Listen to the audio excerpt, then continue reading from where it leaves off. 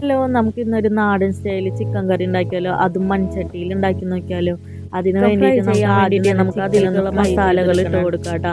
കഴുകി വെച്ചിരിക്കുന്ന ചിക്കനിലേക്ക് മുളക് പൊടിയും മഞ്ഞൾപ്പൊടിയും ഗരം മസാല പൊടിയും കുറച്ച് ഉപ്പ് ഇട്ടിട്ട് നല്ലോണം ഒന്ന് മിക്സ് ചെയ്തിട്ട് നമുക്ക് 5 മിനിറ്റോ 10 മിനിറ്റോ ഒന്ന് ഫ്രിഡ്ജിൽ വെക്കാം കേട്ടോ.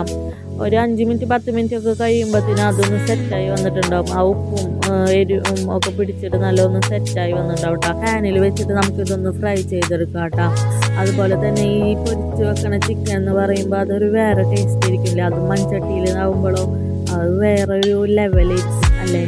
അപ്പോൾ നമുക്ക് ഇത് പാനിൽ വെച്ചിട്ട് നല്ലോണം ഒന്ന് ഫ്രൈ ആയി വന്നിട്ടുണ്ട് കേട്ടോ. ഇനി നമുക്ക് ചിക്കൻ കറിയിലേക്കുള്ള മസാല തയ്യാറാക്കാം. അതിന് വേണ്ടിയിട്ട് ആദ്യം തന്നെ നമുക്ക് മൺചട്ടി ചൂടായി വരുമ്പോൾ അതിലേക്ക് വെളിച്ചെണ്ണ ഒഴിച്ചിട്ട് പെരിഞ്ചീരകവും ഗ്രാമ്പും പട്ടയും അതുപോലെ തന്നെ ഏലക്കായി കറിവേപ്പില ഇട്ടിട്ട് മുരിഞ്ഞ് വരുമ്പോഴേ ഇഞ്ചിയും വെളുത്തുള്ളിയും ചതച്ചത് കുറച്ച് ഇട്ട് കൊടുത്തിട്ട് അതൊന്ന് മൂപ്പിച്ചെടുക്കും.